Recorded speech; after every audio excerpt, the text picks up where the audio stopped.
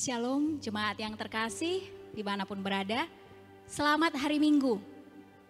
Ibadah kita hari ini kami berikan sedikit modifikasi dari versi yang sebelumnya, yang biasa.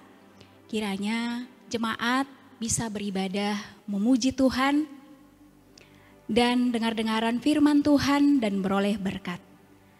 Tema hari ini adalah hidup rukun dengan sesama, diambil dari Ulangan 24 ayat 17 sampai 18. Diberitakan oleh Bapak Dr. Andus Tiopan Manihuruk MTH. Kiranya semua jemaat boleh dikuatkan. Mari kita memulai ibadah.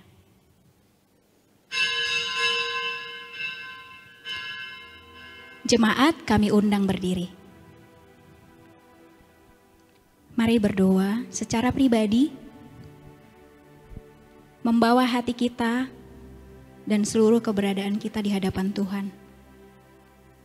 Kita mau semuanya puji-pujian bagi Tuhan di sepanjang ibadah ini.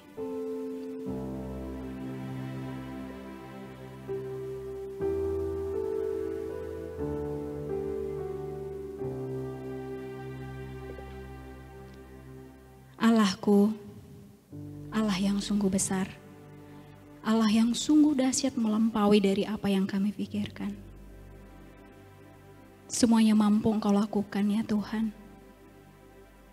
Hal-hal yang di luar nalar kami, hal-hal yang tadinya mungkin kami lihat dengan mata, jasmani kami tidak baik, Engkau bisa membuatnya menjadi baik.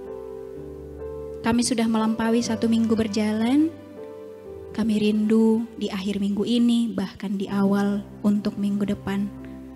Kami mau dengar-dengaran firman Tuhan. Kami mau datang kepada Tuhan.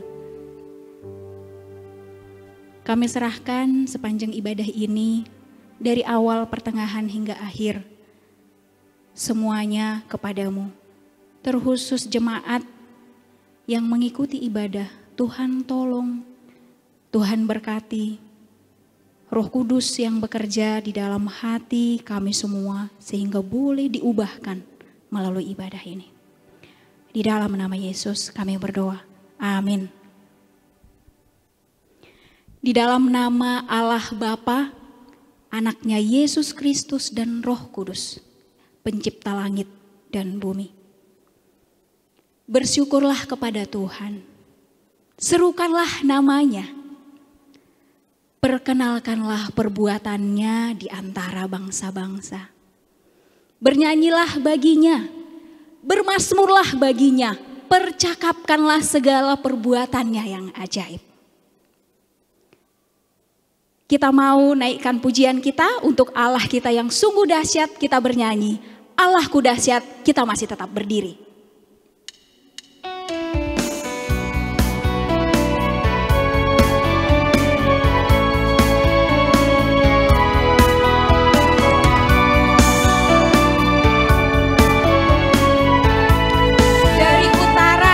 Selatan terdengar pujian bagi Allah kita.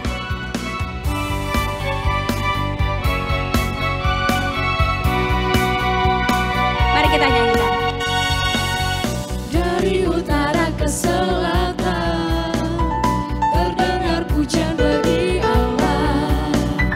Dari barat sampai ke timur nama Yesus disanjung tinggi. Dari pulau-pulau, lembah-lembah, gunung-gunung yang tinggi, kemuliaannya disaksikan. Kemuliaannya disaksikan, kebesarannya diceritakan.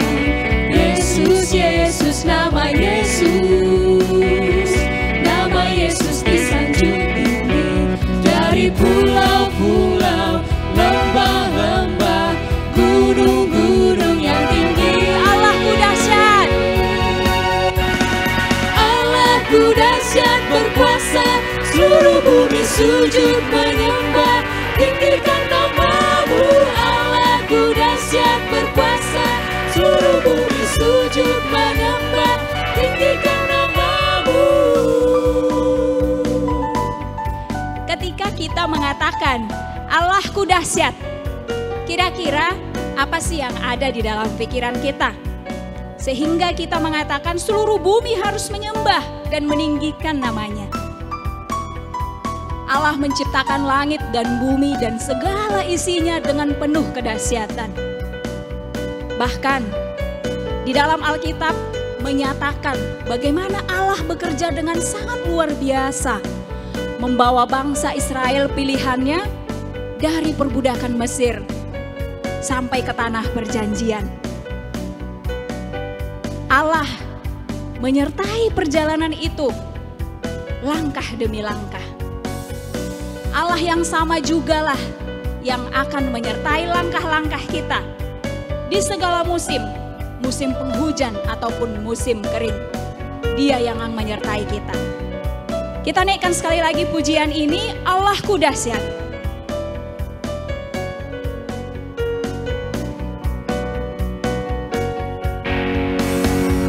Dari utara ke selatan Terdengar pujian bagi Allah. Dari barat sampai ke timur, nama Yesus disanjung tinggi. Dari pulau-pulau, lembah-lembah, gunung-gunung yang tinggi, kemuliaannya disaksikan. kemuliaannya disaksikan, kebesarannya diciptakan. Yesus, Yesus, nama Yesus disanjung tinggi. Dari pulau-pulau, lembah-lembah, gunung-gunung yang tinggi. Allahku dahsyat berkuasa. Allahku dahsyat berkuasa, seluruh bumi sujud menyembah. Tinggikan namamu, Allahku dahsyat berkuasa, seluruh bumi sujud menyembah. Tinggikan namamu.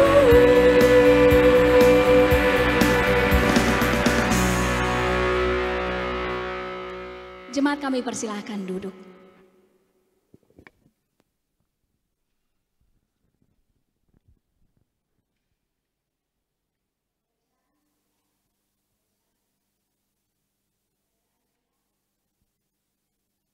Bacaan kita pada hari ini diambil dari Ibrani 13 ayat 1 sampai 3.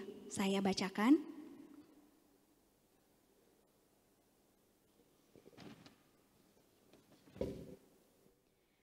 Peliharalah kasih persaudaraan. Janganlah kamu lupa memberi tumpangan kepada orang. Sebab dengan berbuat demikian, beberapa orang dengan tidak diketahuinya telah menjamu malaikat-malaikat. Ingatlah akan orang-orang hukuman, karena kamu sendiri juga adalah orang-orang hukuman. Dan ingatlah akan orang-orang yang diperlakukan sewenang-wenang, karena kamu sendiri juga masih hidup di dunia ini. Bacaan ini mengingatkan kita bahwa sesungguhnya kita adalah orang-orang di bawah hukuman dosa. Kedagingan kita membuatnya demikian. Manusia mencintai dirinya sendiri atau mencintai hal-hal lain sedemikian rupa sampai manusia melupakan cinta sejati, yaitu Allah.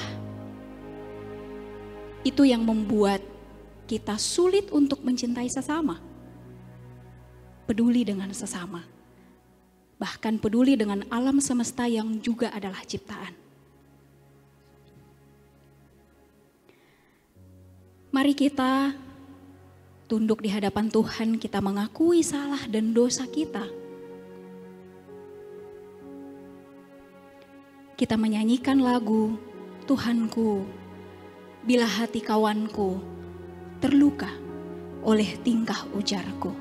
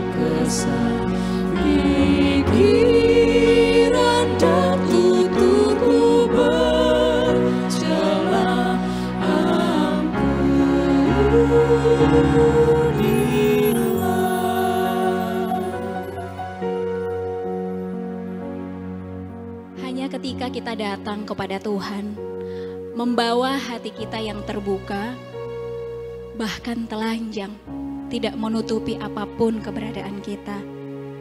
Di dalam kerendahan hati kita datang, maka kasih karunia pengampunan dari Tuhan bekerja di dalam hati kita. Roh Kudus memampukan kita berubah. Roh Kudus menguatkan kita dari kedagingan kita yang lemah menjadi hati yang penurut. Sesungguhnya, jikalau kita berubah, bukan karena usaha kita, tetapi karena anugerah Tuhan. Kita nyanyikan ayat yang ketiga.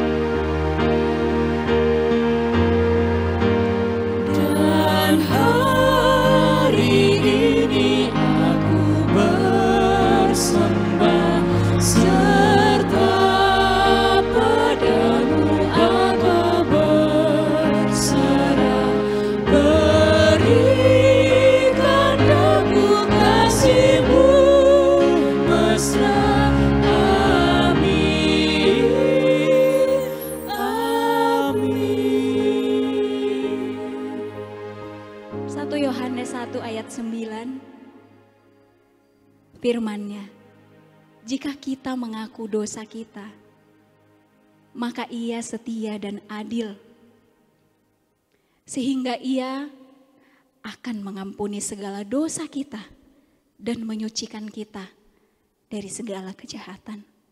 Segala kemuliaan bagi Allah di tempat yang maha tinggi. Amin. Kita mau mengikrarkan iman percaya kita di hadapan Tuhan. Jemaat kami undang berdiri.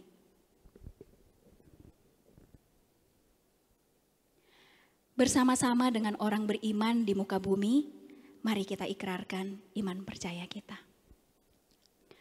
Aku percaya kepada Allah Bapa yang Maha Kuasa, Khalik langit dan bumi, dan kepada Yesus Kristus, Anak-Nya yang tunggal Tuhan kita, yang dikandung daripada Roh Kudus, lahir dari anak darah Maria, yang menderita di bawah pemerintahan Pontius Pilatus, disalibkan, mati dan dikuburkan, turun ke dalam kerajaan maut, pada hari yang ketiga, bangkit pula dari antara orang mati, naik ke surga, duduk di sebelah kanan Allah, Bapa yang Maha Kuasa, dan akan datang dari sana untuk menghakimi orang yang hidup dan yang mati. Aku percaya kepada Roh Kudus, gereja yang kudus dan am, persekutuan orang kudus, pengampunan dosa, kebangkitan daging, dan hidup yang kekal. Amin. Jemaat, kami persilahkan kembali duduk. Kita mau mendengarkan sabda Tuhan melalui pemberitaan firman. Mari siapkan hati kita bernyanyi, Kaulah ya Tuhan, surya hidupku.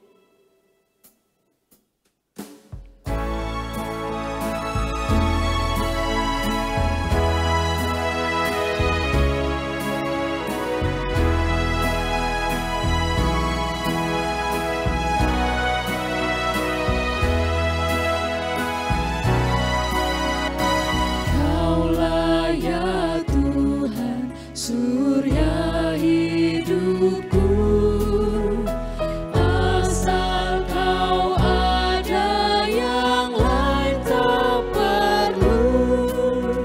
Siang dan malam engkau ku kenal, di hadiratmu jiwaku tenang. Dialah sumber hikmat kita. Sebab beserta Dia, kita boleh mengalami kepenuhan. Mari kita naikkan dari ayat yang kedua.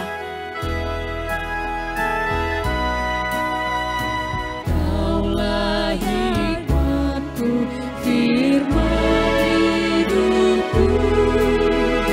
Kau besertaku dan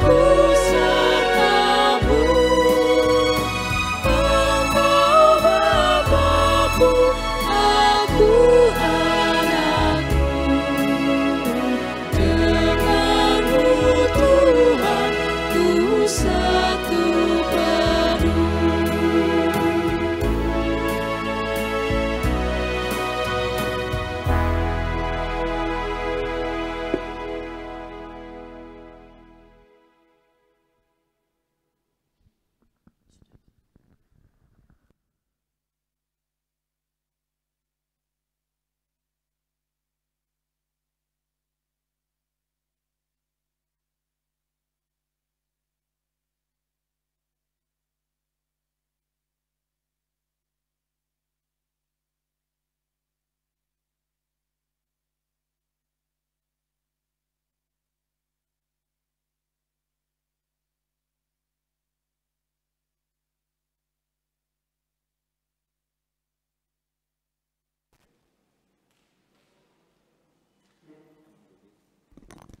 Cik satu.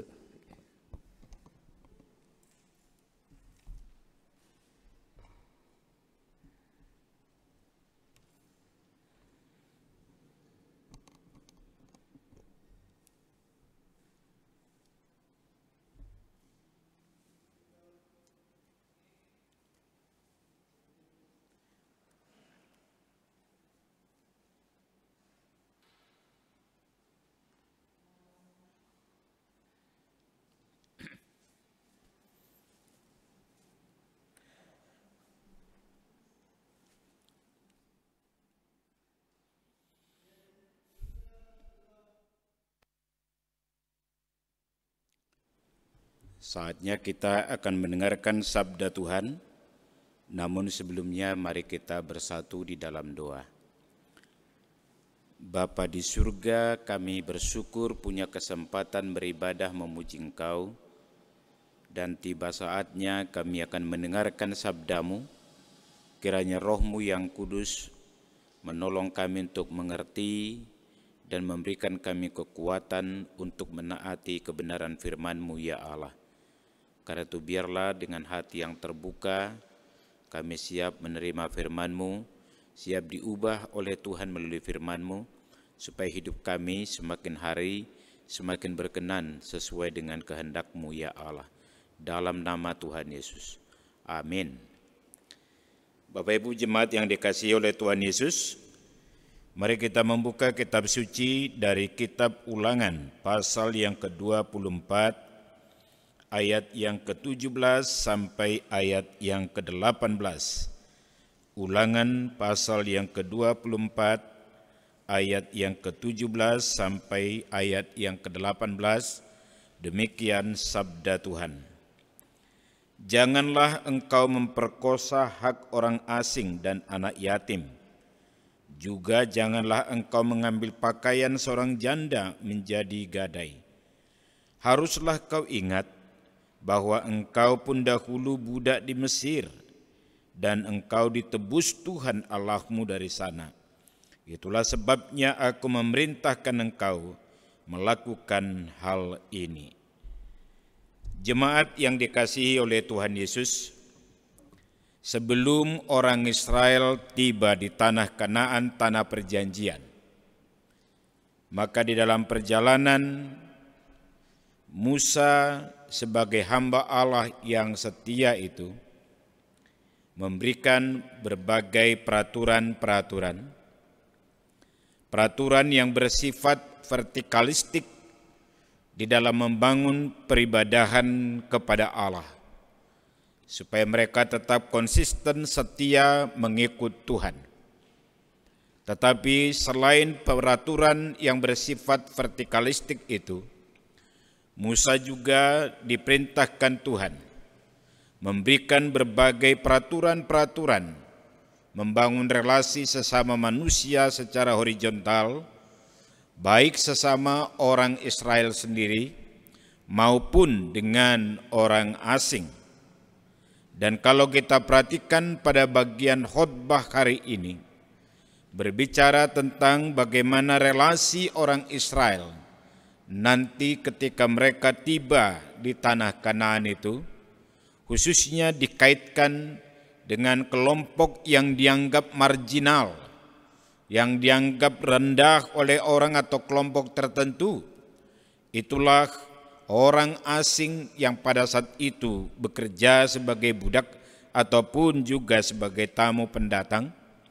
Yang kedua dengan anak yatim yang tidak punya ibu, dan dihubungkan sekaligus dengan janda di kalangan orang Israel. Kalau kita perhatikan di dalam hal ini, dasar perintahnya sebenarnya ayat 18b, bahwa dikatakan itulah sebabnya aku memerintahkan kamu supaya melakukan ini, kata Tuhan melalui Musa. Bahwa bagaimana mereka sebelumnya diselamatkan atau ditolong, dibebaskan oleh Tuhan dari perbudakan di Mesir. Bapak Ibu Saudara yang dikasihi oleh Tuhan, bahwa kalau kita perhatikan juga dalam konteks hukum Taurat, bahwa dua relasi vertikal dan horizontal ini merupakan sebagai bagian daripada kehidupan umat Allah. Dan kalau kita kaitkan dengan sebuah relasi sesama, itu adalah pancaran hubungan yang baik antara Allah atau antara umat dengan Tuhan. Dan ketika orang berkata bahwa relasinya sangat baik, hubungannya dengan Allah itu baik, itu otomatis akan terpancar bagaimana sikap dia memperlakukan atau bagaimana dia menyambut orang-orang yang ada di sekitarnya. Maka pada bagian ini kita melihat dalam hal soal relasi dengan dianggap orang marginal. Ayat 17, janganlah engkau memperkosa hak orang asing dan anak yatim. Juga janganlah engkau mengambil pakaian seorang janda menjadi gadai. Kalau kita perhatikan dalam bagian ini, jangan memperkosa hak orang asing dan jangan memperkosa hak anak yatim. Dan kalau kita dilihat dalam bagian ini Bapak Ibu Saudara, kenapa diperintahkan untuk tidak memperkosa dalam artian kita mengambil haknya atau kita menahan bagiannya. Jadi kita meraup dari dia lagi keuntungan memeras dia, atau kita juga menahan yang haknya, menunda untuk memberikan. Itu adalah bagian daripada pemerkosaan hak. Kalau kita perhatikan dalam konteks zaman sekarang pun, ini bisa banyak terjadi. Katakanlah misalnya ketika ada seorang majikan menahan atau mengurangi atau memotong gaji buruh atau karyawannya. Atau katakanlah juga dieksploitasi, bekerja terlalu lama atau overtime ditambah dengan overloaded, tetapi kesejahteraan diabaikan, gaji tidak diperhatikan. Ini bukan hanya perbudakan di zaman dulu, tapi juga di zaman modern sekarang pun ini bisa terjadi. Sehingga majikan atau pemilik perusahaan banyak juga melakukan eksploitasi kepada kelompok-kelompok kaum yang dianggap lemah ini. Karena itu Bapak Ibu Saudara dikatakan jangan memperkosa. Dalam konteks waktu itu dalam memperkosa salah satu adalah soal upah yang ditahan, jangan sampai tunggu hari esok. Itu salah satu yang dikatakan di dalam Ulangan pasal 24 ini ayat 14 sampai 15. Janganlah engkau memeras pekerja harian yang miskin dan menderita, baik ia saudaramu maupun seorang asing yang ada di negerimu, di dalam tempatmu. Pada hari itu juga haruslah engkau membayar upahnya sebelum matahari terbenam. Ia mengharapkannya karena ia orang miskin, supaya ia jangan berseru kepada Tuhan mengenai engkau, dan hal itu menjadi dosa bagimu. Salah satu dikatakan Bapak Ibu Saudara di dalam hal ini dikatakan bahwa jangan menahan upahnya, tetapi bayarlah upahnya sebelum matahari terbit, dan jangan memeras pekerja harian yang miskin. Salah satu hal yang dikatakan memperkosa para orang asing yang dianggap juga pada saat itu bekerja sebagai budak atau buruh upahan, maka dikatakan jangan diperas orang miskin seperti itu. Dengan cara apa itu yang tadi yang saya katakan? Eksploitasi. Bisa eksploitasi dengan overloaded, beban kerjanya ditambahi, atau bisa dengan overtime, yaitu lembur tapi tidak digaji. Itu adalah bagian daripada pemerasan. Baru dikatakan juga di sini jangan tahan upahnya sampai besok. Karena apa? Dia kerja pagi untuk makan malam. Maka kalau ditahan upahnya, maka dia akan mati kelaparan. Dia tidak ada stok yang lain. Dia tidak ada tabungan yang lain untuk membeli gandum atau membeli roti pada zaman itu. Karena itu Bapak Ibu Saudara dikatakan jangan tahan upahnya. Berikan itu. Jangan tunggu sampai hari esok. Tapi begitu dia habis kerja, berikan. Tetapi juga di dalam pekerjaan itu, jangan peras dia dengan cara apapun. Ini salah satu yang kalau kita pelajari dalam relasi atau tanggung jawab seorang beriman dengan orang yang bekerja sama dia, apakah itu orang asing atau dia sebagai upahannya. Maka dikatakan jangan peras dia kerja. Dan yang kedua, jangan tahan upahnya karena dia cari satu hari untuk hidup atau untuk makan dalam satu hari. Mungkin engkau masih punya tabungan atau punya stok, tetapi mereka baik orang asing yang miskin itu, yang bekerja sebagai budak dan juga anak yatim itu, mereka tidak punya stok untuk hidup kecuali dari gaji harian yang mereka peroleh itu. Karena itu Bapak Ibu Saudara dikatakan bahwa kita tidak boleh memperkosa hak orang yang bekerja pada kita. Bahkan sebenarnya kita diperintahkan bukan hanya tidak memperkosa, malah kita harus memberi atau membuat mereka menjadi sejahtera. Bahwa ketika kita orang bekerja sama kita, itu artinya kesempatan bagi kita untuk meningkatkan martabatnya. Itu kesempatan bagi kita untuk menolong dia, memperbaiki hidupnya, memperbaiki masa depannya.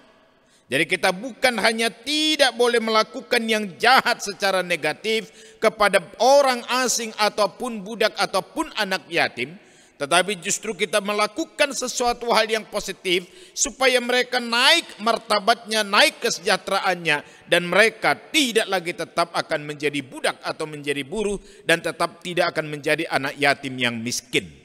Disinilah Bapak Ibu Saudara, mari kita berlaku fair. Kalau engkau punya karyawan, kalau engkau punya pembantu di rumah, asisten rumah tangga, kalau engkau ada orang yang bekerja padamu, apakah sebagai supir atau sebagai penjaga tokomu ataupun sebagai orang di kebunmu ataupun sebagai orang yang bekerja di perusahaanmu, ingatlah Bapak Ibu, kita bukan hanya tidak boleh memeras mereka, tetapi kita pun harus berupaya bagaimana supaya mereka harkatnya dinaikkan, martabatnya dinaikkan, kesejahteraannya dipulihkan. Inilah relasi yang baik sebagai anak Tuhan, bahwa ketika Tuhan memberkati kita, biarlah orang yang bekerja sama kita pun diberkati oleh Tuhan. Maka ketika limpahan berkat Allah ada bagi kita, bahwa itu pun ada bagian atau hak orang lain. Ada satu kalimat yang suka orang katakan, bahwa di dalam rezeki atau harta yang Tuhan berikan kepadamu, ada hak orang lain di dalamnya. Karena itu Bapak Ibu Saudara dikatakan, jangan pernah memperkosa hak orang asing dan juga hak anak yatim. Tetapi justru kita selain untuk tidak memperkosa, maka kita pun memelihara mereka dengan baik. Gimana caranya Bapak Ibu? Mari buka Imamat pasal 19 ayat yang ke-10. Di dalam Imamat pasal 19 ayat yang 10, kitab suci berkata demikian. Juga sisa-sisa buah anggurmu janganlah kau petik untuk kedua kalinya, dan buah yang berjatuhan di kebun anggurmu janganlah kau pungut. Tetapi semuanya itu harus kau tinggalkan bagi orang miskin dan bagi orang asing. Akulah Tuhan Allahmu. Jadi di dalam kehidupan orang Israel, Tuhan memerintahkan kalau orang yang punya kebun, maka dikatakan ketika panen, jangan dipanen 2 kali. Panen pertama itu adalah milikmu sebagai pemiliknya, tetapi panen yang kedua jangan kau buat lagi atau jangan kau lakukan lagi. Itu adalah milik daripada orang miskin dan orang asing yang ada di sekitarmu. Bahkan juga dikatakan yang jatuh pun dari buah anggur itu tidak boleh lagi dipungut. Itu peraturan yang Tuhan berikan kepada orang Israel. Jadi Bapak Ibu Saudara, kalau kita perhatikan di sana, ada hak orang miskin, ada hak orang asing, ada hak orang yatim dari apa yang Tuhan berikan kepada kita. Maka orang Israel yang panen anggur, dia tidak boleh panen 2 kali atau sisanya diambil lagi. Jadi kalau misalnya kita dalam konteks sekarang, biasanya orang kalau punya sawah panen itu, ada kadang-kadang tertinggal karena dia masih belum menguning waktu kita mau potong. Dia tertinggal. Itu tidak boleh lagi diambil pada zaman itu. Itu menjadi miliknya orang asing. Itu miliknya orang miskin. Itulah cara Tuhan memelihara mereka.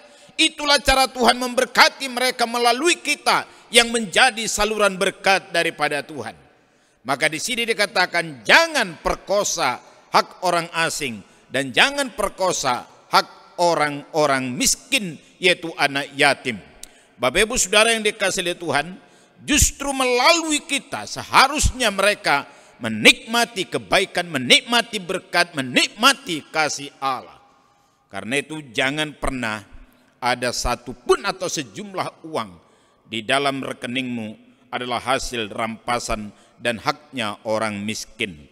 Maka sangat menyedihkan kalau BLT pun dikorupsi, sangat menyedihkan kalau orang yang untuk menolong seharusnya orang-orang miskin dan fakir dan anak terlantar, tetapi justru dikorupsi memperkaya dirinya. Selanjutnya Bapak Ibu perhatikan Imamat 19 itu ayat 33 sampai 34. Bagaimana Israel disuruh memperlakukan orang asing dan orang miskin.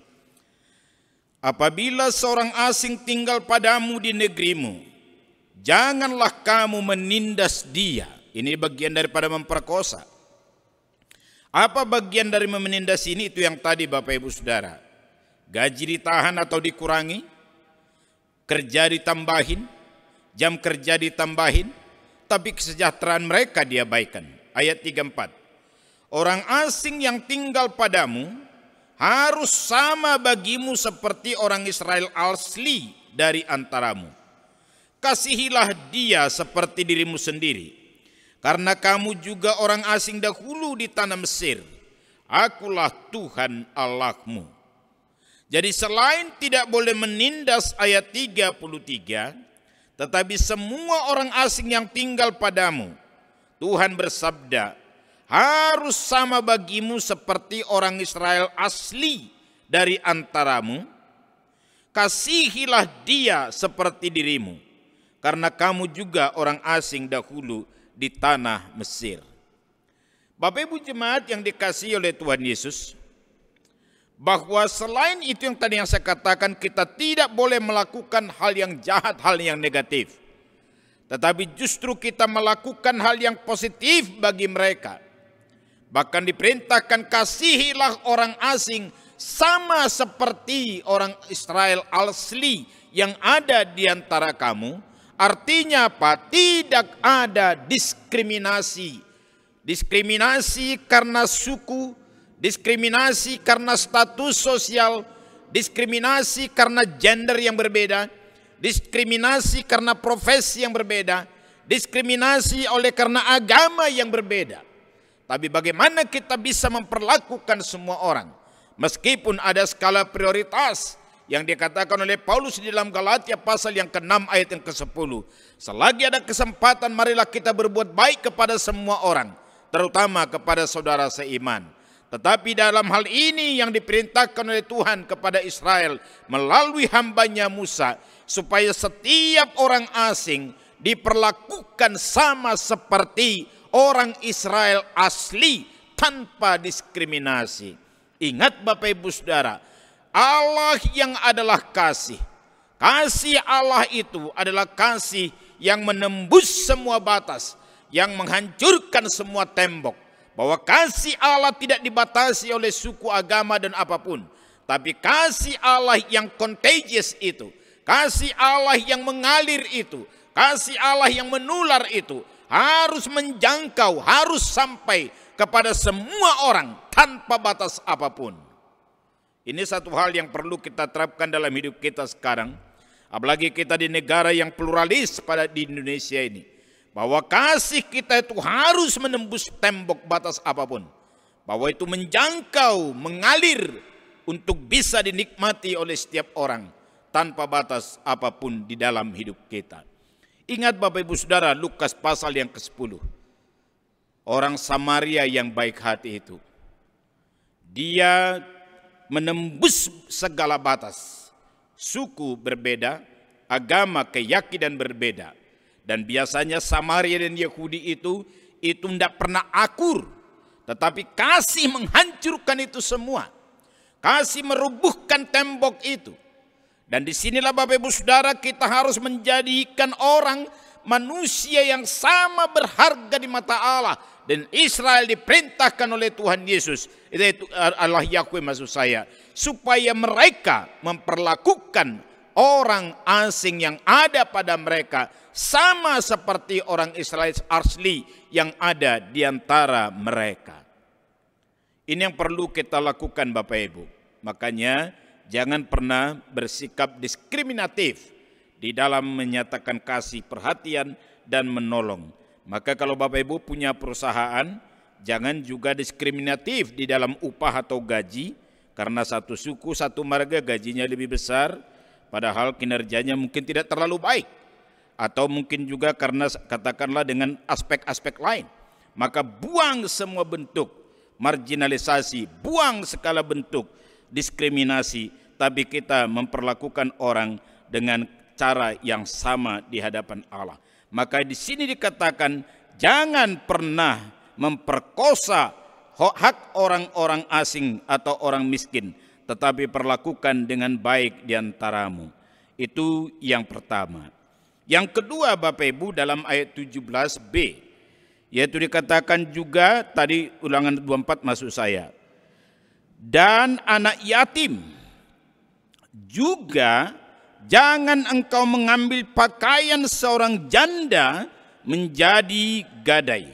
Jadi jangan diambil menjadi gadai. Artinya apa Bapak Ibu?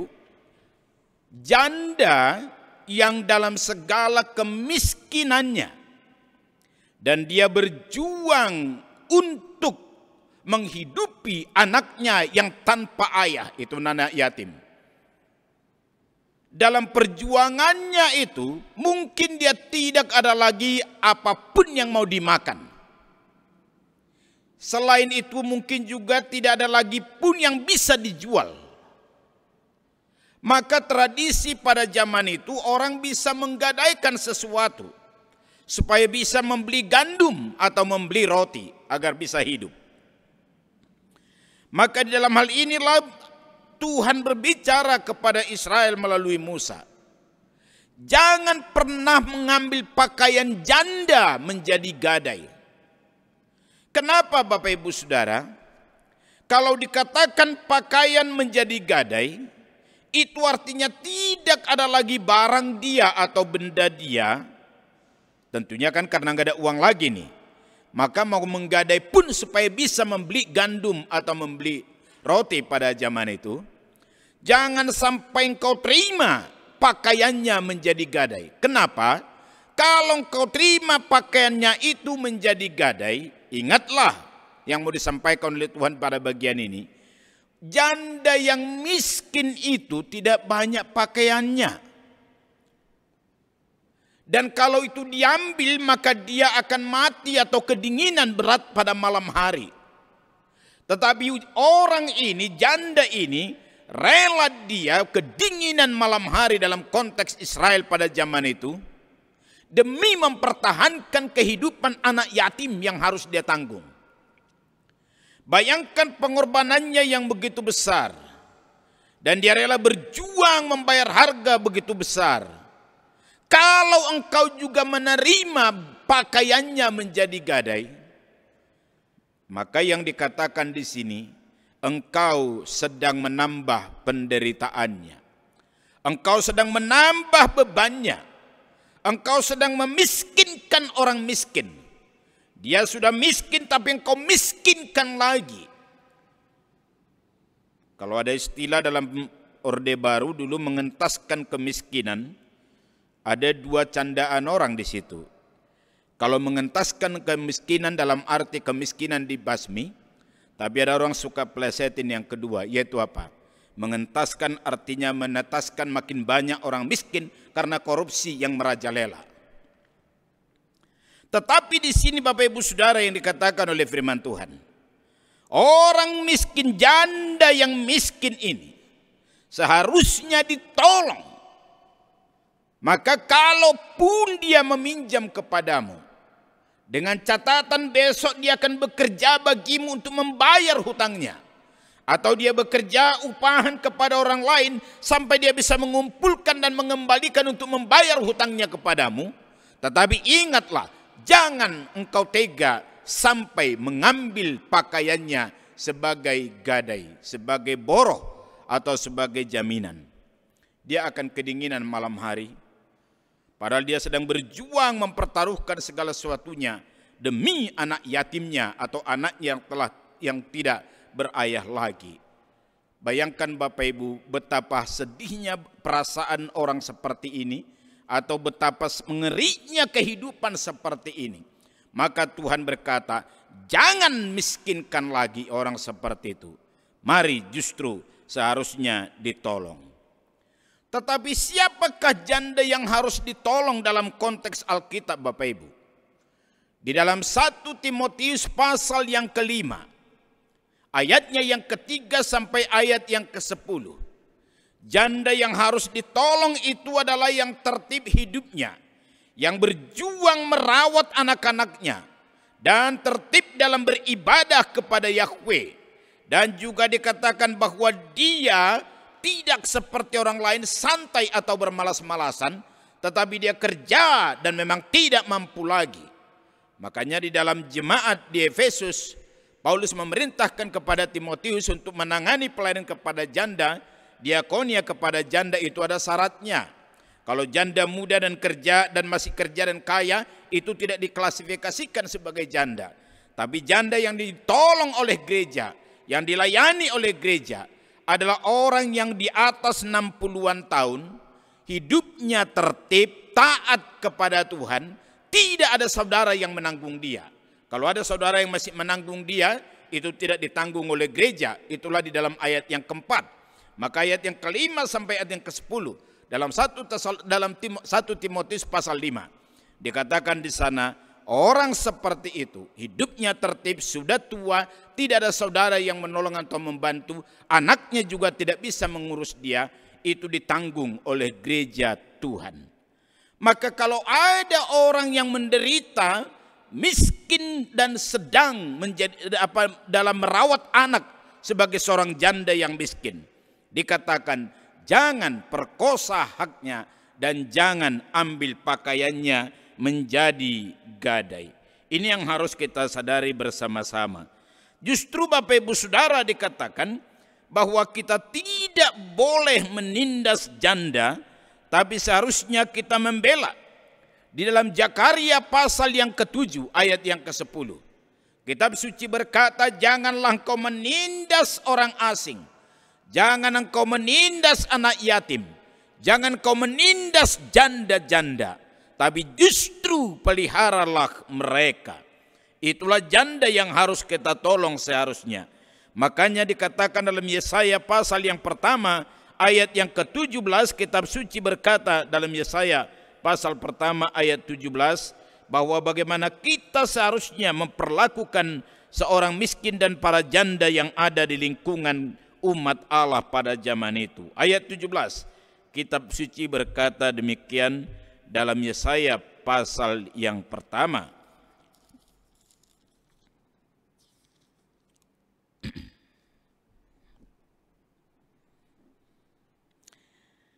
Belajarlah berbuat baik, usahakanlah keadilan, kendalikanlah orang kejam, belalah hak anak-anak yatim, perjuangkanlah perkara janda-janda. Tuhan memerintahkan untuk membela hak anak yatim. Dan Tuhan memerintahkan untuk menolong ataupun membela perkara para janda-janda. Kita bukan hanya diperintahkan untuk tidak melakukan hal yang negatif, tetapi justru kita harus membela mereka, menolong mereka. Maka jangan sampai akhirnya memeras mereka di dalam kehidupan sehari-hari. Bapak Ibu Saudara, sekarang lagi ngetrend dengan pinjol yang sudah digerebek oleh polisi di Metro Jaya, dan sampai ada orang yang bunuh diri gara-gara pinjol yang tak bisa dibayar, lebih jahat daripada rentenir. Dan salah satu kasus yang ditangani adalah orang yang pinjol 2,5 juta, tapi dia harus membayar 100 juta dan itu pun belum lunas. Akhirnya terjadi kriminalisasi dan banyak melakukan kejahatan di dalamnya dan sudah digebrek sama polisi. Tapi saudara, kalau kita perhatikan dalam kehidupan sehari-hari, bukankah juga banyak orang memeras dengan cara rentenir? Bunga berbunga dan bunganya di luar batas. Dan saya berharap tidak ada orang Kristen yang hidup dari rentenir, dan kalau ada engkau bertobat hari ini, bahwa engkau melakukan penindasan dengan cara membungakan dan menindas orang. Dan engkau memperkaya dirimu dengan bunga, dengan harta sumber yang tidak benar itu. Maka dikatakan di dalam hal ini, jangan sampai menindas anak yatim. Maka dikatakan dalam ayat 17b, belalah anak-anak yatim, perjuangkanlah perkara janda-janda. Jadi tidak boleh memperkosa atau menerima pakaian janda sebagai barang gadai atau bukti gadai. Tetapi justru kita diperintahkan untuk menolong. Jemaat yang dikasihi oleh Tuhan Yesus, di dalam Ulangan pasal yang ke-10, ayat yang ke-18, juga diulangi dengan sebuah hal tentang bagaimana kita memperlakukan para janda dan orang miskin. Ulangan 10 ayat 18.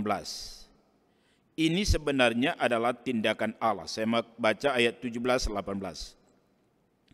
Sebab Tuhan Allahmu lah Allah segala Allah dan Tuhan segala Tuhan, Allah yang besar, kuat dan dahsyat, yang tidak memandang bulu ataupun menerima suap, yang membela hak-hak yatim dan janda, dan menunjukkan kasih-Nya kepada orang asing, dengan memberikan kepadanya makanan dan pakaian. Karena itu Bapak Ibu Saudara, sebagai orang yang beriman kepada Kristus, bagaimana iman kita implikasikan dengan kasih, dengan cara menolong meringankan beban orang, menolong untuk orang meningkatkan taraf hidup mereka, baik mereka yang adalah anak yatim dan para janda. Dan kita tidak menindas dan mengeksploitasi mereka, tetapi justru kita melakukan hal yang benar kepada mereka. Bapak Ibu Saudara, seringkali orang ada dikotomi. Dikotomi apa? Saya mau katakan ada satu hal. Sering orang mendikotomikan atau membedakan, ini kehidupan ritual dalam ibadah, tetapi mereka meninggalkan tanggung jawab sosial. Ini hal yang timpang. Maka ibadah yang sejati bukan dalam hal soal peribadatan liturgis, meskipun itu penting, tetapi ibadah yang sejati juga adalah dipancarkan dari sebuah tindakan kasih kepedulian sosial akan sesama. Itulah sebabnya di dalam Yesaya pasal yang ke-58, waktu orang Israel berpuasa, mereka tidak didengarkan oleh Allah. Oleh karena apa? Mereka berpuasa tetap berbantahan. Mereka berpuasa tapi tetap menahan upah buruhnya. Mereka berpuasa tetapi menindas orang-orang yang lemah. Maka di dalam ayat 6 dan ayat yang ke-7 Yesaya pasal 58. Yesaya berkata atau Tuhan berkata melalui saya, berpuasa ialah melepaskan belenggu-belenggu. Berpuasa atau beribadah ialah membebaskan orang yang tertindas dan teraniaya dan menolong orang di dalam kesusahan. Ibadah sejati bukan sebatas ritual, tetapi ibadah sejati adalah bahwa spiritualitas kita terpancar, teraplikasi dalam kepedulian sosial, dalam kepekaan sosial, dalam kita menolong, membantu orang sesama kita.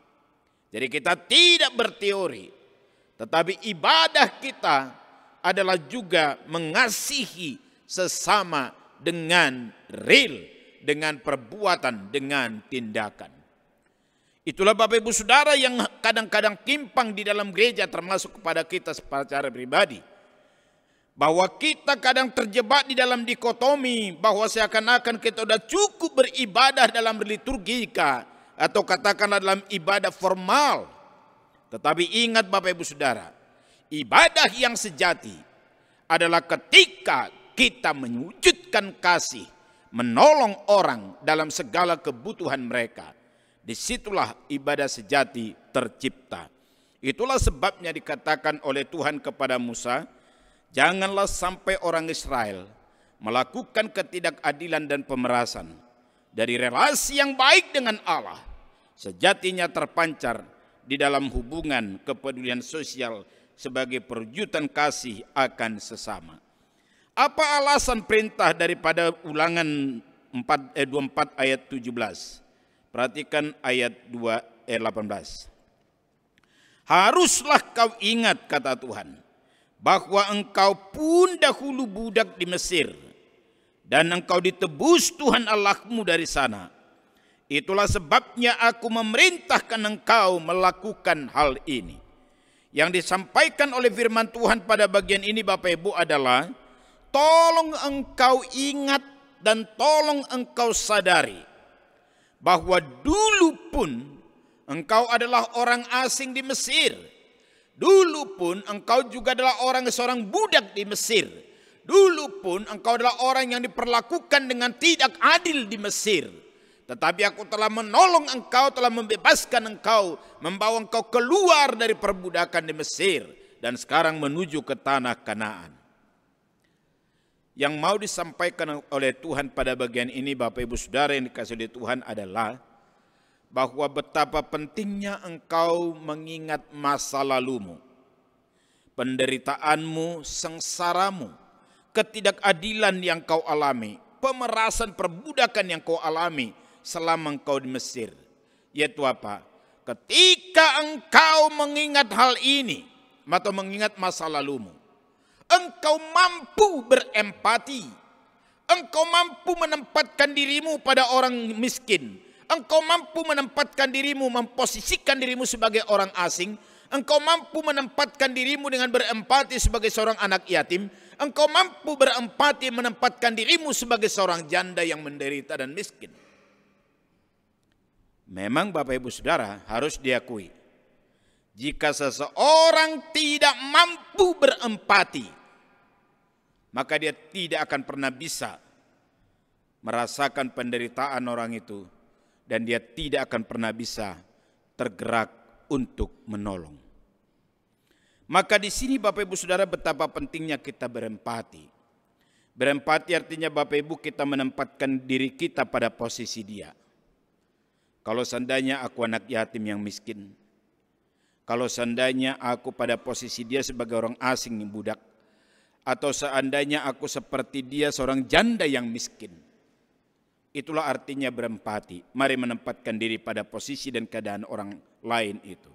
Ini membuat kita mampu berbelas kasihan, membuat kita digerakkan untuk menolong mereka. Maka Tuhan katakan, ingatlah keadaanmu dulu di Mesir. Engkau orang asing, engkau budak, engkau mengalami ketidakadilan, engkau mengalami penindasan. Iya, sekarang jangan perlakukan lagi orang lain seperti itu, karena kamu pun dulu adalah mengalami hal yang sama. Tapi bisa juga orang berkata Bapak Ibu dari sisi negatif. Kalau ada orang miskin maka dia bilang misalnya gini, kau kerja keraslah, aku pun dulu miskinnya, tapi karena kerja keras aku maka bisa. Maka kita tidak menolong dia dan kita berkata, ya kau bekerja keraslah gitu. Enak kali kau. Aku yang kerja dulu maka bisa seperti ini, sekarang aku masih menolong kau, kerja juga kau. Waktu aku miskin juga nggak ada yang nolong kok gitu. Itu cara duniawi berpikirnya. Tapi mari mampu berempati Bapak Ibu untuk bisa berbelas kasihan kepada mereka. Kalau dia miskin karena dia tidak mau bekerja, orang seperti itu perlu diajar. Paulus berkata dalam 2 Tesalonika pasal yang ketiga ayat 10. Orang yang tidak bekerja, jangan makan.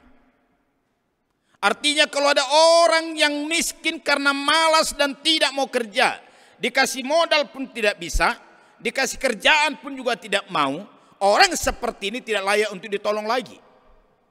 Tapi kalau dia udah kerja keras, banting tulang, lakukan segala sesuatu, hidupnya tertib, tapi dia berkekurangan, ini wajib ditolong, ini wajib dibantu. Orang seperti ini kita wajar untuk berempati kepadanya. Tapi kalau ada orang miskin karena boros, karena judi dan mabuk dan macam-macam, sehingga dia tidak punya sesuatu, orang seperti ini bisa dihajar duluan, diajar, dididik. Baru kalau dia bertobat baru ditolong. Soalnya kalau dikasih uang nanti dia judikan. Dia kasih uang dia pakai untuk minuman atau narkoba. Karena itu Bapak Ibu Saudara harus kita melihat proporsional. Maka Tuhan berkata, ingat dan sadarilah keadaanmu dulu di Mesir. Kamu buangan, kamu ditindas, kamu dimarginalkan, kamu mengalami ketidakadilan. Maka tolong sadari dulu itu, seperti itu hidupmu, sekarang udah bagus bangkit. Maka orang ketika ada pada posisi seperti engkau, maka tolong jangan perkosa haknya. Karena itu Bapak Ibu Saudara, pertanyaan bagi kita. Coba bayangkan sekarang, siapakah tetanggamu, saudaramu, anak saudaramu, keluarga dekat atau keluarga jauh, teman satu jemaat, teman satu sektor, adakah mereka yang saat ini membutuhkan kehadiranmu, membutuhkan pertolonganmu? Mari langsung bertindak. Kita tidak hanya tergerak, tapi juga harus bergerak. Bahwa kita harus melakukan pertolongan, mensejahterakan orang yang di sekitar kita. Tetapi juga sekaligus tadi yang saya katakan Bapak Ibu, adakah orang yang bekerja dengan engkau? Di kantormu, di perusahaanmu, di ladangmu, di kebunmu atau dimanapun. Mari sejahterakan mereka. Jangan perkosa, jangan tahan haknya. Jangan tahan upahnya. Jangan eksploitasi dia. Tapi sejahterakan. Itulah tanda kasih atau perwujudan kasih yang nyata. Kasih kita kepada Allah dan kasih kita kepada sesama. Kiranya Tuhan memberkati kita. Mari kita berdoa. Bapa, kami bersyukur untuk kebenaran firman-Mu. Tolong kami membangun sebuah relasi yang dekat dengan Tuhan. Karena ketika kami punya hubungan yang baik, yang dekat dengan Engkau, maka kami akan membangun sebuah relasi yang baik, yang dekat dengan siapapun, khususnya kaum marginal, mereka yang miskin, yang didiskriminasi, anak yatim, orang asing, dan para janda. Bahwa kami hadir untuk menolong mereka. Kami bukan hanya tidak boleh melakukan kejahatan, yaitu menahan upah atau mengeksploitasi, tapi justru kami berbuat hal yang positif, mensejahterakan mereka, membebaskan mereka dari ketertindasan karena kemiskinan dan kekurangan. Tapi justru kami menolong mereka untuk lebih baik hidupnya, lebih sejahtera, ya Bapa. Kami berdoa supaya Engkau menolong kami melakukan hal ini terhadap orang yang bekerja dengan kami. Asisten rumah tangga, supir kami, karyawan atau pegawai kami. Bahkan ketika kami punya perusahaan pun, kami mensejahterakan orang dengan prinsip keadilan tanpa diskriminasi. Karena itu mampukan kami melakukannya. Menolong para janda dengan tidak menerima gadai pakaian. Tetapi justru kami seharusnya membantu mereka memberi tanpa mengharapkan kembali. Bahkan memfasilitasi mereka untuk bisa bekerja meningkatkan taraf hidupnya. Dan menolong mereka untuk bangkit dari keterpurukan itu ya Tuhan. Kiranya Tuhan menolong kami untuk bisa menerapkannya. Mungkin ada saudara kami, satu sektor kami, satu jemaat kami, atau mungkin teman satu kantor tetangga kami yang membutuhkan pertolongan yang layak ditolong. Oleh karena mereka sudah kerja keras, hidupnya jujur, hidupnya baik, tapi tetap mereka miskin, mereka wajib kami tolong ya Tuhan. Tapi kalau ada mereka miskin karena boros dan jahat dan juga karena malas tidak mau kerja, kami seharusnya mendidik mereka dan melayani mereka supaya mereka berubah dari cara hidup yang jahat itu. Tolong kami menikmati kasih-Mu, supaya dengan dipenuhi oleh kasih-Mu maka kasih-Mu itu kami tularkan kepada setiap orang. Kasih yang memberi, kasih yang berkorban, kasih yang menolong dengan tindakan nyata, bukan berteori. Karena itu mampukan kami berempati. Seandainya kami menempat sama seperti mereka, di mana Israel dulu pun diajar Tuhan berempati dengan mengingat mereka sebagai budak, sebagai jajahan, mengalami ketidakadilan penindasan di Mesir, tapi telah Tuhan tolong. Maka ketika kami mampu berempati dengan mengingat masa lalu kami, sebagai orang jahat yang telah diampuni Tuhan, yang telah diselamatkan, yang telah dikasihi Tuhan, maka adalah wajar dan layak bagi kami untuk menolong orang yang berkesusahan di sekitar kami. Biarlah Tuhan memberkati mereka melalui kami, dan mereka menikmati kasih-Mu melalui kami, yang membawa mereka datang dan berseru kepadamu ya Allah. Dalam nama Tuhan Yesus. Amin.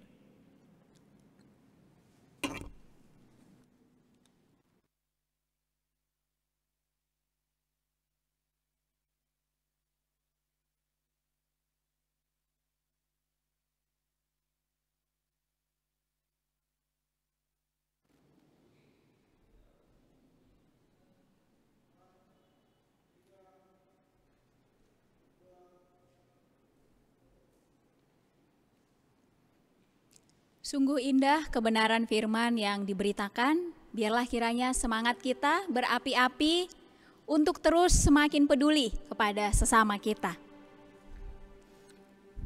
Kita mengumpulkan persembahan, 2 Korintus 9 ayat 7, hendaklah masing-masing memberikan menurut kerelaan hatinya, jangan dengan sedih hati atau dengan paksaan. Sebab Allah mengasihi orang yang memberi dengan sukacita. Jemaat dipersilahkan mengirimkan persembahan melalui nomor rekening atau dompet elektronik yang sudah tertera di layar. Boleh mengirimkannya sekarang juga atau di penghujung ibadah ini. Kami persilahkan.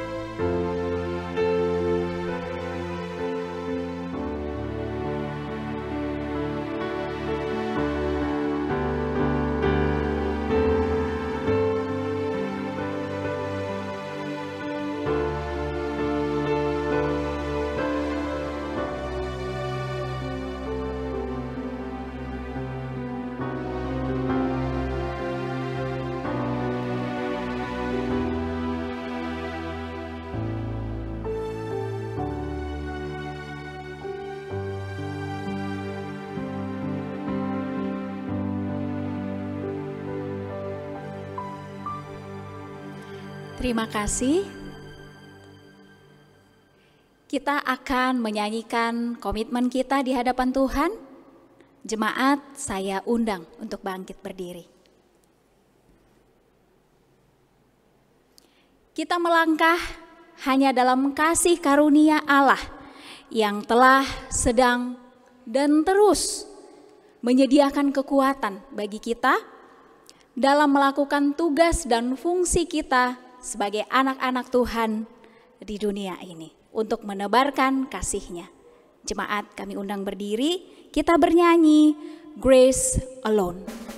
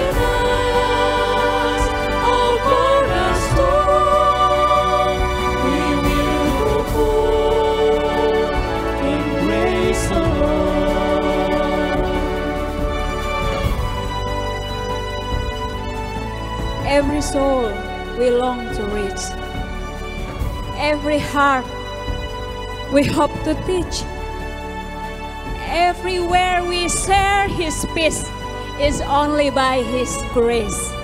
Every loving word to say, every tear we wipe away, every sorrow turn to Christ is only by His grace. Kita nyanyikan dari ayat yang kedua.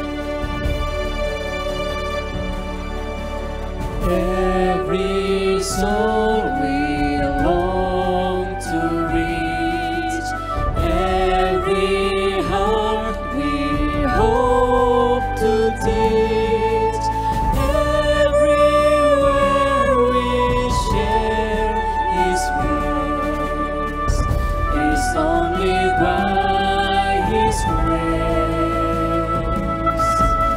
Every loving word we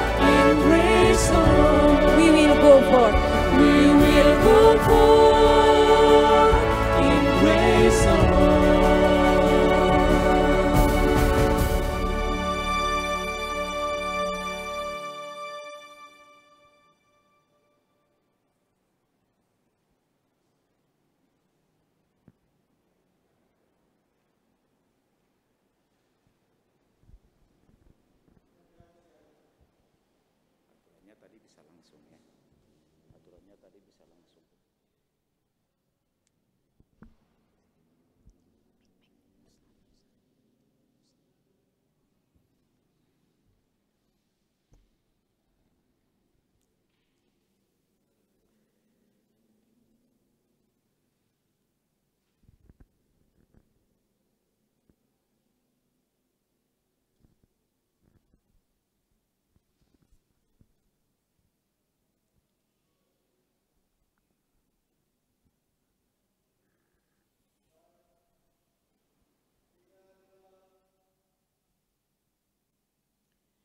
Jemaat Tuhan, saatnya kita menaikkan doa syafaat kita kepada Allah.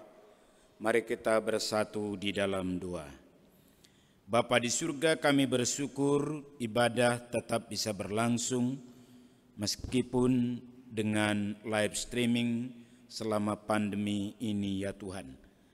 Kami bersyukur bahwa ibadah di tempat ini baik yang berbahasa Simalungun, bahasa Indonesia dan juga sekolah minggu, semua berjalan karena pertolongan-Mu.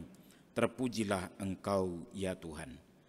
Kami berdoa supaya Engkau memberkati seluruh majelis, pengurus harian jemaat, dan juga semua yang bertugas dalam pelayanan di tempat ini. Mohon Tuhan mengurapi dan memimpin dan memampukan mereka untuk mengerjakan pelayanan dengan sukacita, gairah daripada Tuhan, bahwa mereka sedang bermitra dengan Allah, mereka rekan sekerjamu, sehingga mereka melakukan pelayanan dengan tanggung jawab penuh, ya Tuhan. Kami berdoa supaya Engkau memberkati jemaat-Mu yang dalam kelemahan fisik karena penyakit ataupun juga karena COVID. Biarlah Tuhan menjamah tubuh mereka dan memulihkan tubuh mereka dan memberikan kesembuhan, dan tolong supaya mereka tetap bersukacita dalam Tuhan, berpengharapan kepadamu, dan merasakan kasih-Mu dan kebaikan-Mu yang membuat mereka tetap bersyukur kepadamu dalam segala keadaan. Berkatilah Bapak Ibu orang tua kami para lansia ya Tuhan, supaya Engkau kiranya menolong mereka di masa tua, terus menikmati kasih dan kebaikan-Mu, meskipun mereka lemah secara fisik.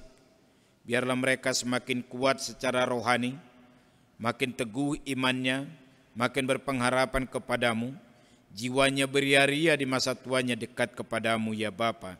Dan berkatilah mereka yang mungkin jauh atau anak-anak mereka jauh dari mereka. Tuhan tolonglah bahwa mereka sadar dan meyakini Engkau tetap baik dan dekat untuk menyertai dan memimpin mereka ya Bapa. Bapa kami berdoa, berkatilah bakal calon Sintua dan Samas.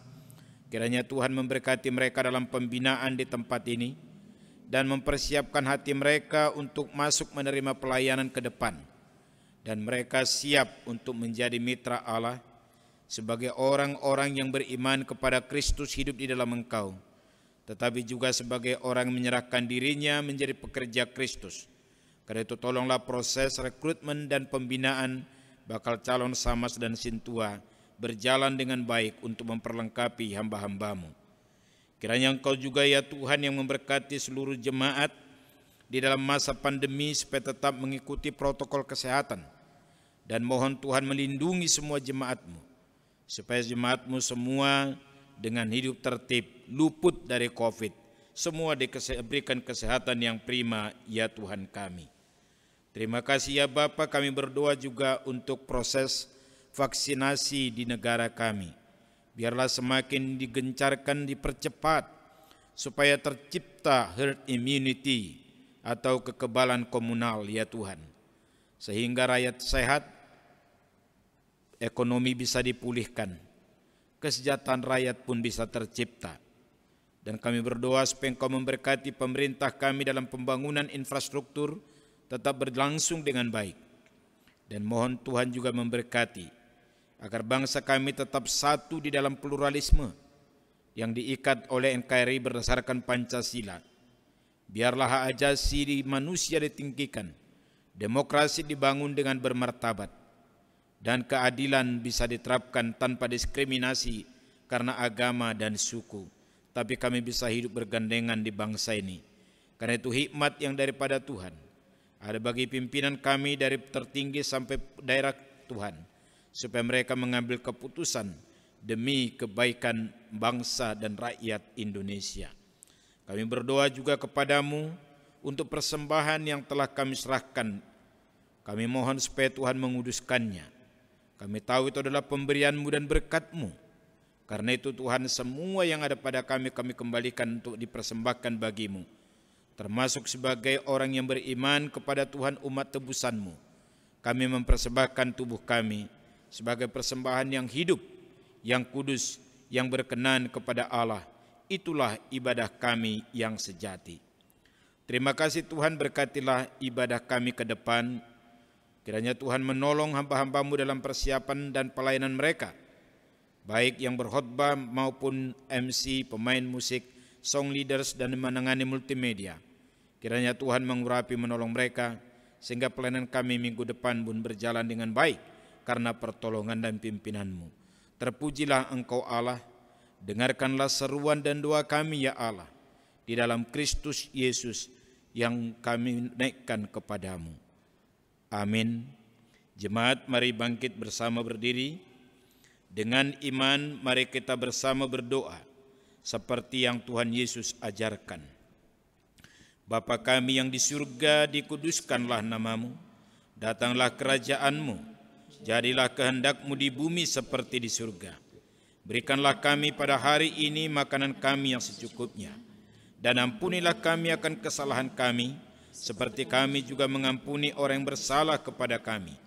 Dan janganlah membawa kami ke dalam pencobaan, tetapi lepaskanlah kami daripada yang jahat, karena Engkau yang punya kerajaan, dan kekuasaan, dan kemuliaan sampai selama-lamanya. Amin. Jemaat, arahkanlah hatimu kepada Allah dan terimalah berkat daripadanya. Tuhan memberkati kita dan melindungi kita. Tuhan menyinari kita dengan wajah-Nya dan memberi kita kasih karunia. Tuhan menghadapkan wajah-Nya kepada kita dan memberi kita damai sejahtera. Amin.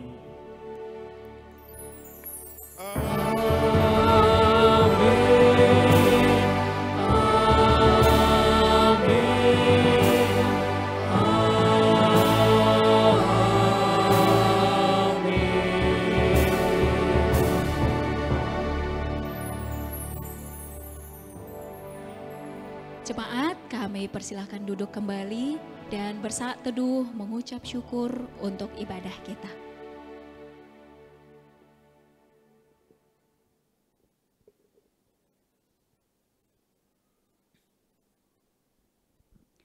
Amin.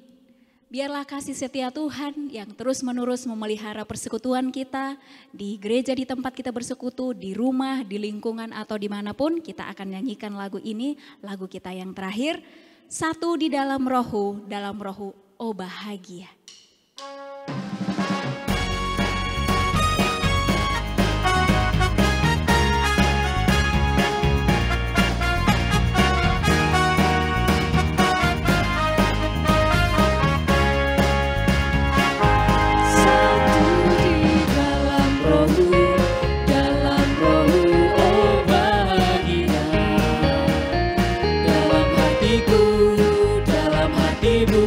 Berpaut jadi satu,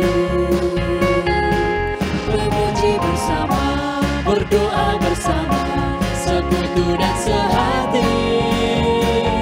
Oh indahnya satu dalam kasih Yesus.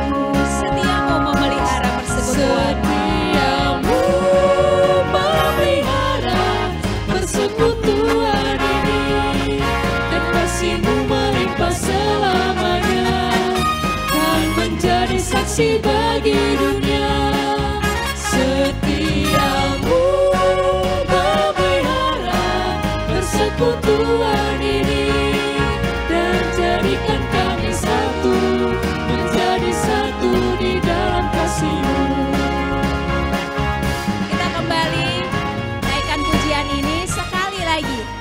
Satu di dalam Roh-Mu, dalam hatiku, dalam hatimu, memuji bersama, berdoa bersama. Satu di dalam Roh-Mu, oh bahagia. Di dalam hatiku,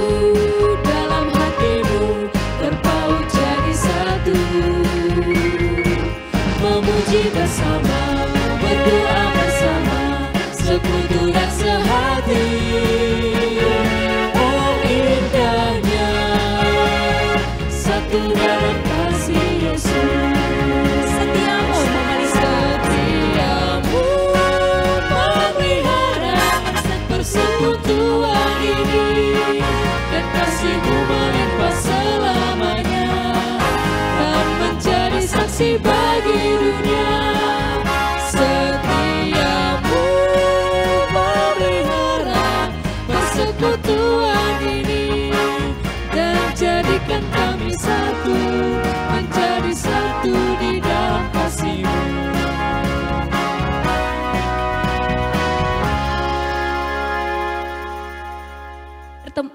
Sampai bertemu kembali di ibadah minggu depan. Tuhan Yesus memberkati.